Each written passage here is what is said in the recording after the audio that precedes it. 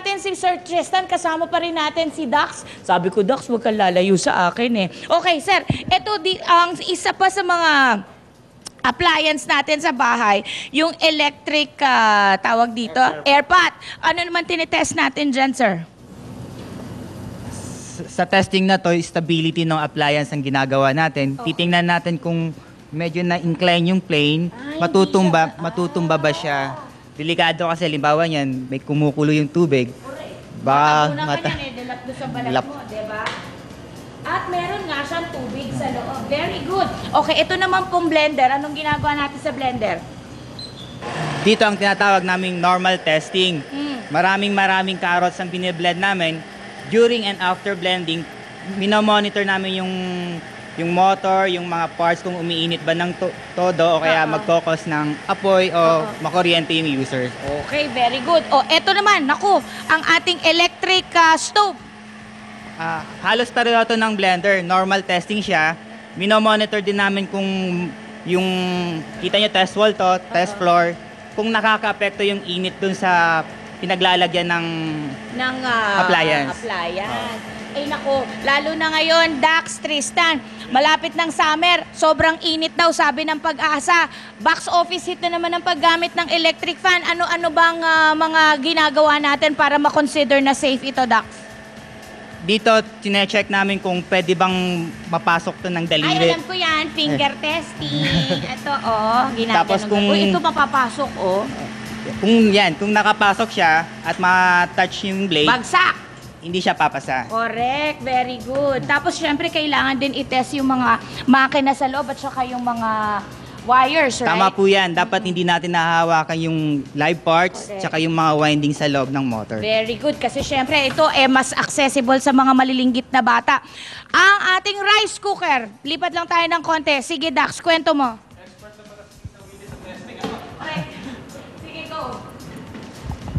Dito, chine-check natin yung insulation ng rice cooker. Kung tama ba ang nilagay nilang insulation. Delikado po yan, Tito Winnie. Ay, dapat hindi ko hahawakan. Hindi mo naman sinabi ka agad. Sus, Mario Jose. Okay. The insulation ng wires. Tama? Yung buo pong produkto natin. So, within 1 minute po, dapat ma-withstand na yung Heat. yung voltage Load na ng yun. electricity na pumapasok.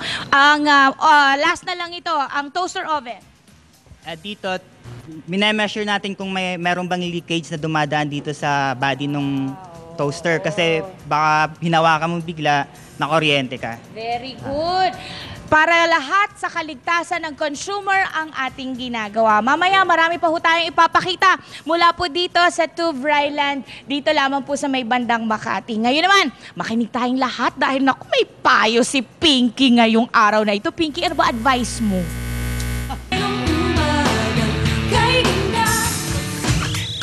Dito pa rin tayo sa Tuve Ryland, Philippines para sa ating appliance testing feature.